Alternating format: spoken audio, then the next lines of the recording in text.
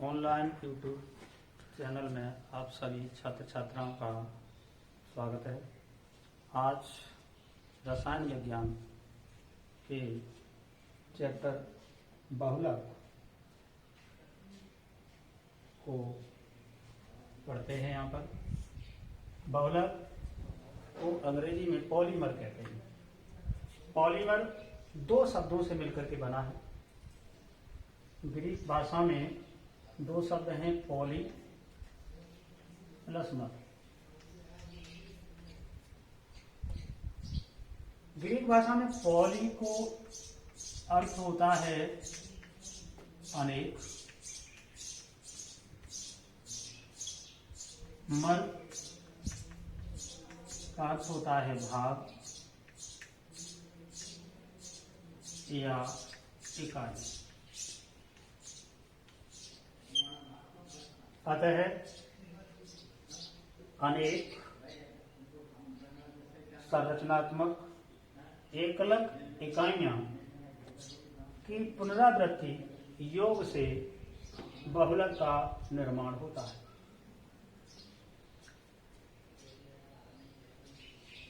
बहुलक बनने की प्रक्रिया को बहुलीकरण कहते हैं। अर्थात एकलक इकाई मिलकर के बृहद अणु का निर्माण करती हैं और बहुलक बनने की प्रक्रिया क्या कहलाती है? बहुलीकरण। बहुलक बनने की प्रक्रिया को बहुलीकरण कहते हैं। बहुलक बनने की प्रक्रिया बहुलीकरण कहलाती है।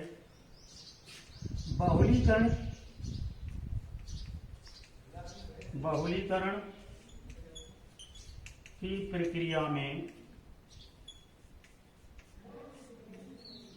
प्रयुक्त बहुलीकरण की प्रक्रिया में प्रयुक्त संरचनात्मक,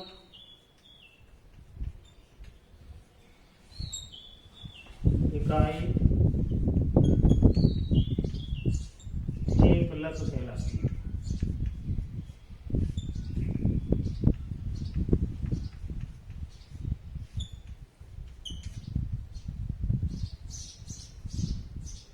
इसके बाद आता है बहुलक तथा बृहद अणु।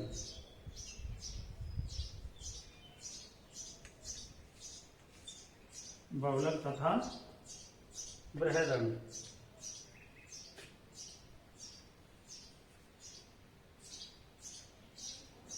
बहुलक संरचनात्मक, एकलक इकाइयों के पुनरावृत्ति योग से बनता है। बहुलक एकलक संरचनात्मक,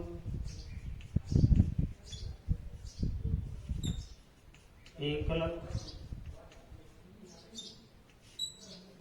इकाई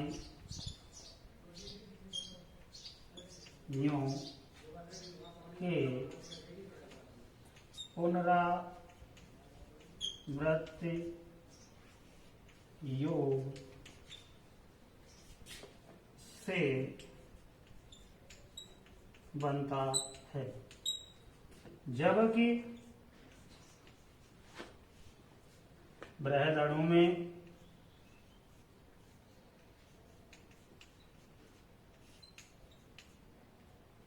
संरचनात्मक,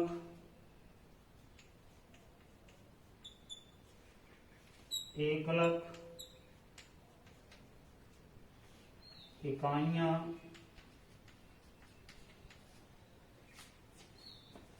हो भी सकती हैं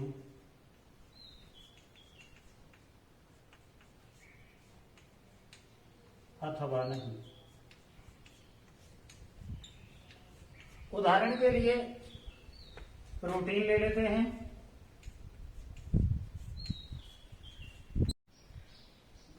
उदाहरण प्रोटीन। प्रोटीन एमिनो अम्लों से मिलकर बनी होती है। एमिनो अम्ल रासायनिक रूप से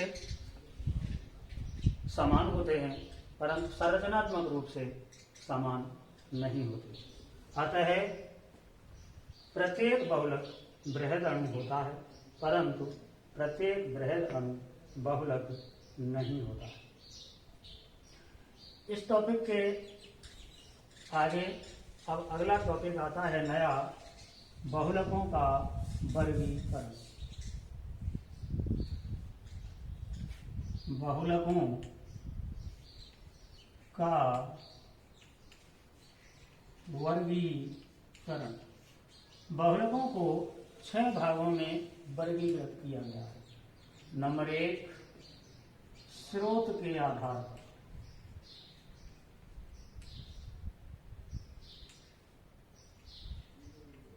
नंबर 1, स्रोत के आधार पर।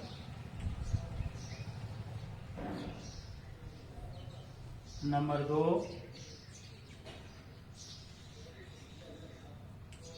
एकलकों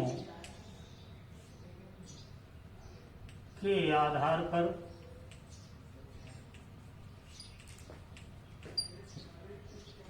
नंबर 3, बहुलकन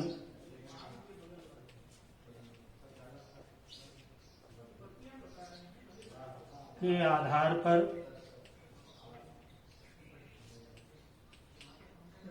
नंबर 4, संरचना के आधार पर।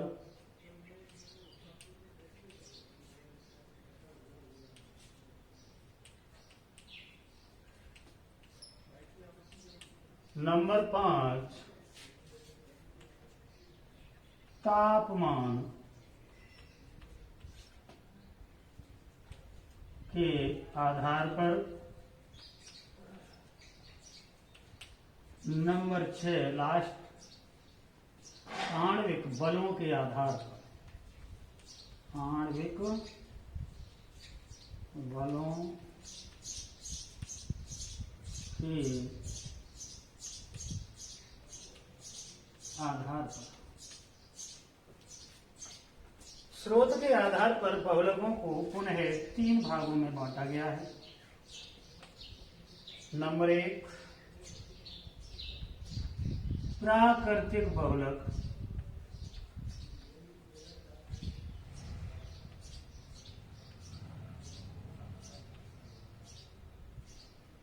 नंबर 2, अर्ध संश्लेषित बहुलक।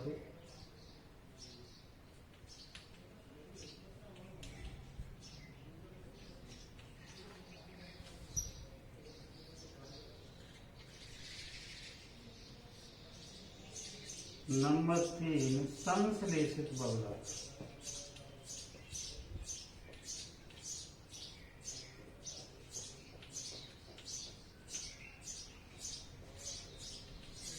संश्लेषित बहुलक एकलकों के आधार पर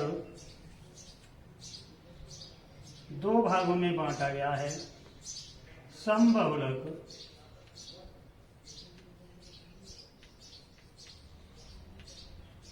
दूसरे हैं सहबहुलक।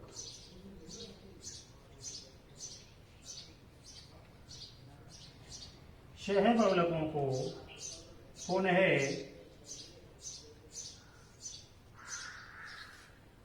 4 भागों में बांटा गया है। क्रम रहित,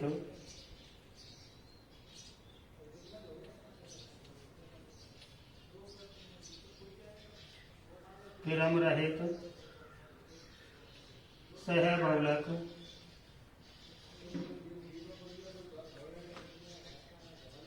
एकांतरित सहबहुलक,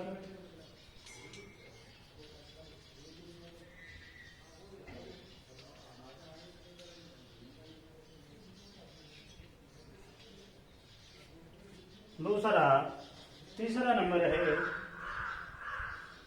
खंड सहबहुलक और चौथा है कलम सहबहुलक। इसके बाद बहुलकन के आधार पर बहुलक को दो भागों में बांटा गया है,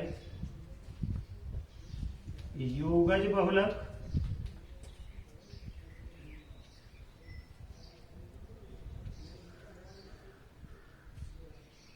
दूसरे संघनन बहुलक।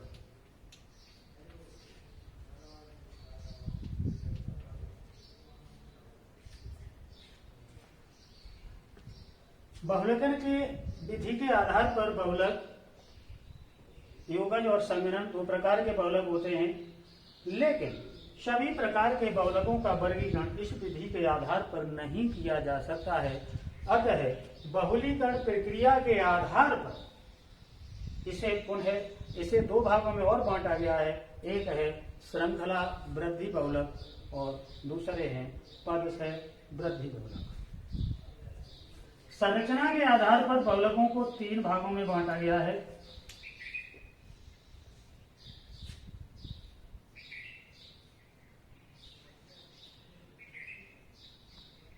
नंबर एक, रेखीय बहुलक।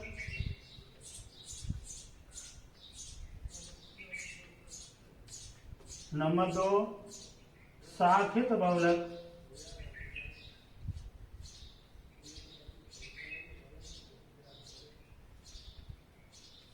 नंबर तीन, तिर्यकबद्ध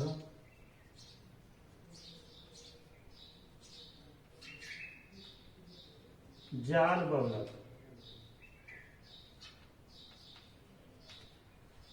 तापमान के आधार पर इसे दो भागों में बांटा गया है। नंबर एक, ताप दृढ़ बहुलक। नंबर दो, ताप सुनम्य या ताप सुघट्य बहुलक। आणविक बलों के आधार पर भी दो भागों में बांटा गया है। नंबर एक, प्रत्यास्थ। नंबर दो, रेशे। अब स्रोत के आधार पर बहुलकों का जो वर्गीकरण है उसके आधार पर प्राकृतिक बहुलक लेते हैं। प्राकृतिक बहुलक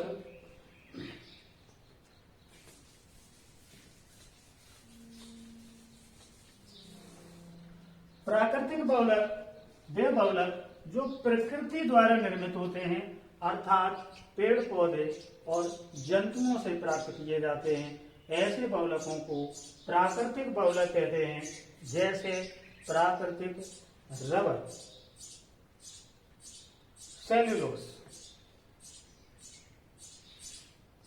स्टार्च।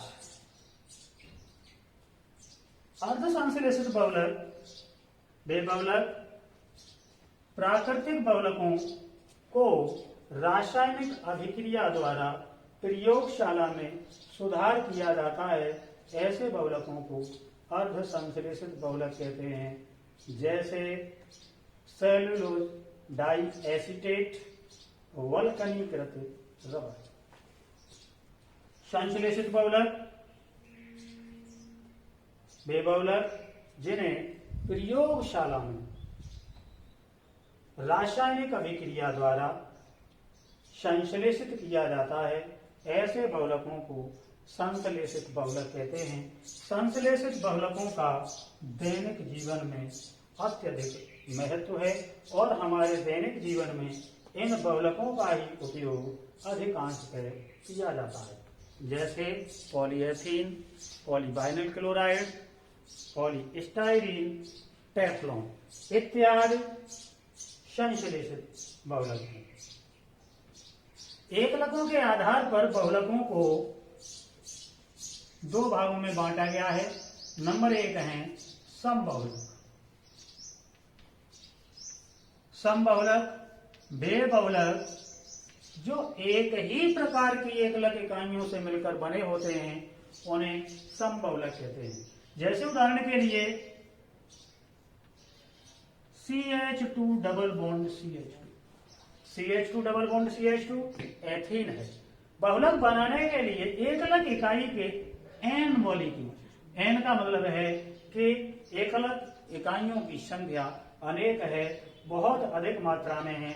बहुलीकरण प्रक्रिया द्वारा इसे ROR पेरोक्साइड की उपस्थिति में बहुलीकरण करवाते हैं तो CH2 सिंगल बॉन्ड CH2 दोनों तरफ बॉन्ड खाली होल N। इसका मतलब ये है कि इस एकलक इकाई से अनेक ऐसी CH2 सिंगल बॉन्ड CH2 इकाइयां लंबी श्रृंखला में जुड़ करके पॉलीएथीन बनती है। तो इसका नाम है एथीन और इसका नाम है पॉलीथीन। बहुलक के लिए पॉली शब्द लग जाता है। इसी प्रकार से CH2 डबल बॉन्ड CH यहां से एक H हटाया एथीन से और इसकी जगह पे एक Cl जोड़ दिया तो इसका नाम हो जाता है वाइनिल क्लोराइड। नाम है वाइनिल क्लोराइड। बहुलक के लिए इसके N मॉलिक्यूल लेते हैं और सेम उसी तरह से प्रक्रिया हो जाएगी।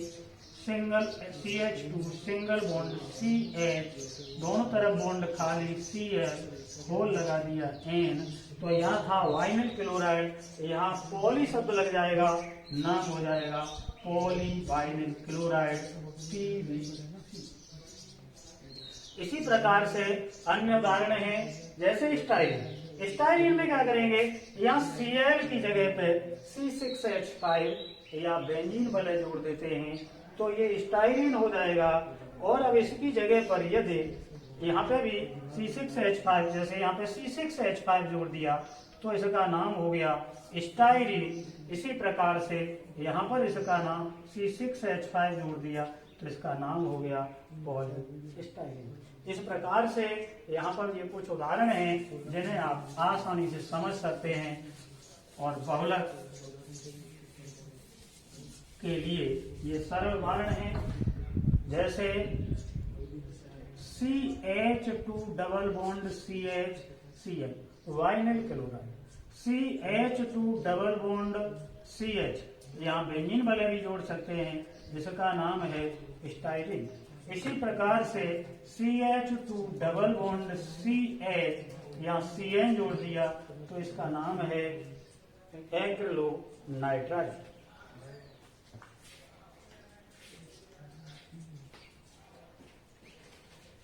इससे बन जाएगा PVC CH2 single bond CH2 bond खाली होल N Cl, ये हो गया PVC।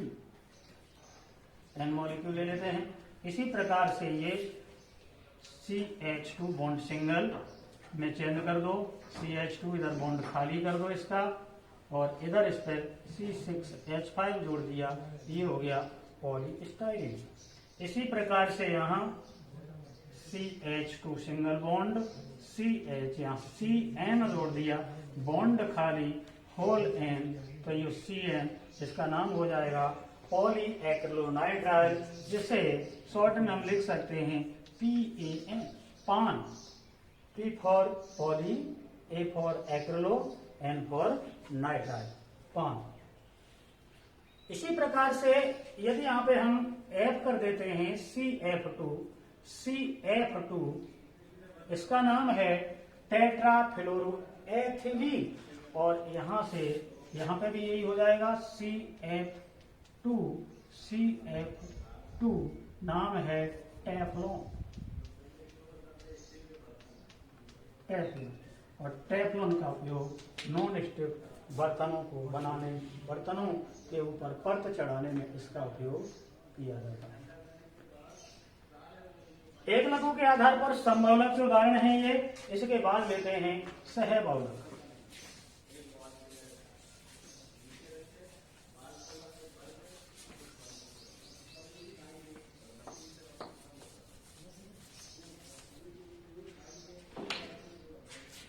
सहबहुलक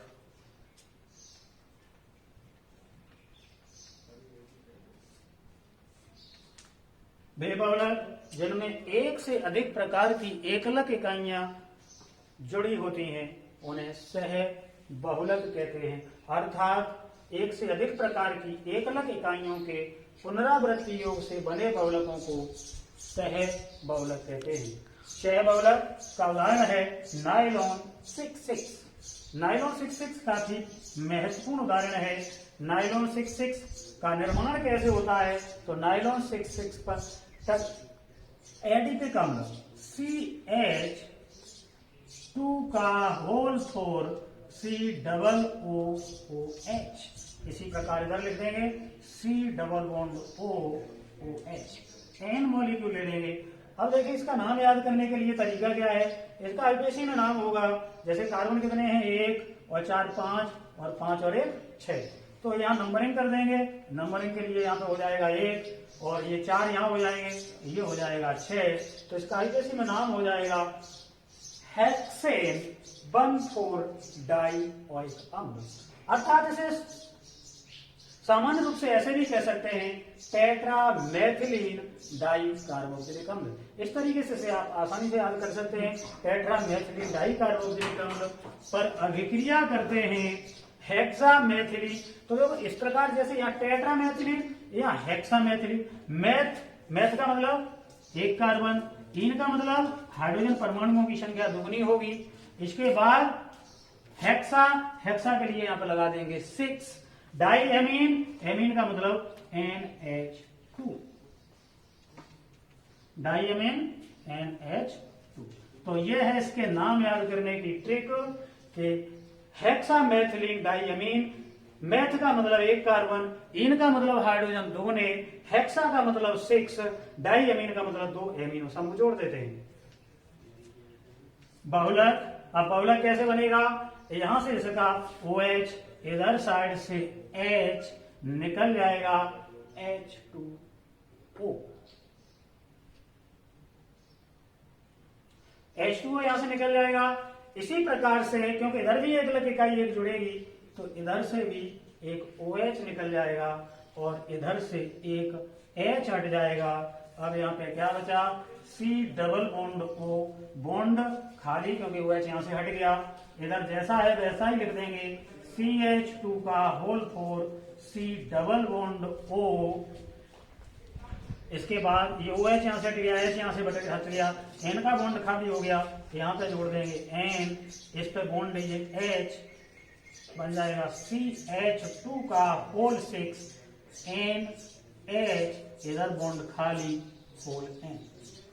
इस प्रकार से अब इसमें देखें आप, एक से अधिक प्रकार की एकलक इकाइयां हैं, यानी इसमें एकलक इकाइयां क्या है, इसमें एकलक इकाई का इसका नाम है एडिपिक अम्ल, एडिपिक अम्ल। और दूसरी जो एकलक इकाई है इसका नाम है हेक्सामेथिलीन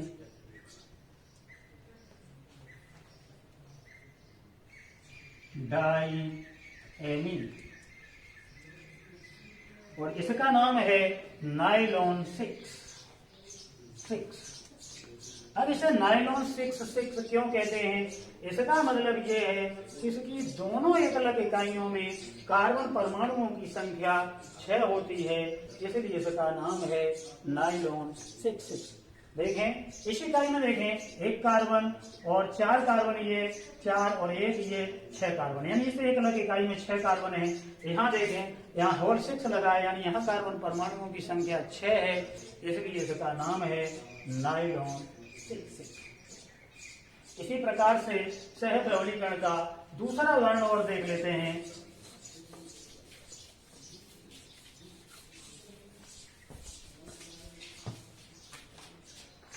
दूसरा उदाहरण लेते हैं 1,3-ब्यूटाडाइईन। 1,3-ब्यूटाडाइईन, ब्यूटा का मतलब होता है कार्बन 4, तो 4 कार्बन लिख लो सूत्र के लिए, 1 2 3 4।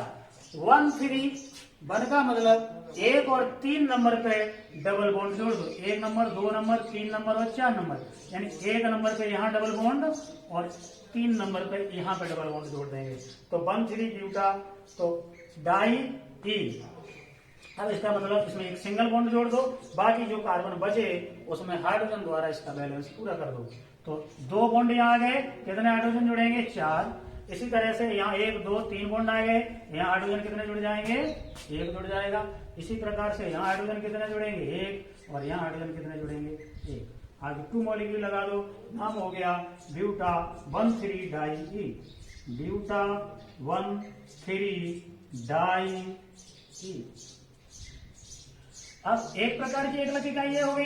अब दूसरे प्रकार की एकलक इकाई ले लेते हैं। तो दूसरे प्रकार की एकलक इकाई ले लेते हैं यहाँ पर CH2 double bond CH acrylonitrile ले लेते हैं। दूसरे प्रकार की एकलक इकाई यहाँ पे बहुलक के लिए N मॉलिक्यूल लेते हैं। N का मतलब एकलक इकाइयों की संख्या अनेक है। दोनों इकाइयों का बहुलीकरण करते हैं। यहाँ CH2 पहले बता चुका हूं, बॉन्ड खाली करेंगे। यहाँ पे ये डबल बॉन्ड है वो सिंगल में चेंज हो जाएगा। CH single bond CH single bond CH और इधर से बॉन्ड ये खाली कर देंगे। अब आप देखेंगे कि यहाँ पर कार्बन परमाणुओं का बैलेंस में 3 ही बॉन्ड हो रहे हैं, 1, 2 और एक हाइड्रोजन से 3। अतः 4 बॉन्ड करने के लिए यहाँ पे डबल बॉन्ड लगा देंगे। ऐसे ही अगली इकाई में इसका बॉन्ड खाली करेंगे CH2, तो बॉन्ड खाली, ये दोनों इकाइयां यहाँ पे जुड़ जाएंगी। ये बॉन्ड खाली CH जैसा है वैसे ही जोड़ देंगे इधर बॉन्ड खाली और ये हो जाएगा होल N।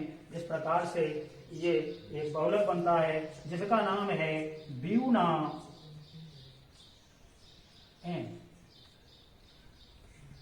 ब्यूना N बहुलक बनता है।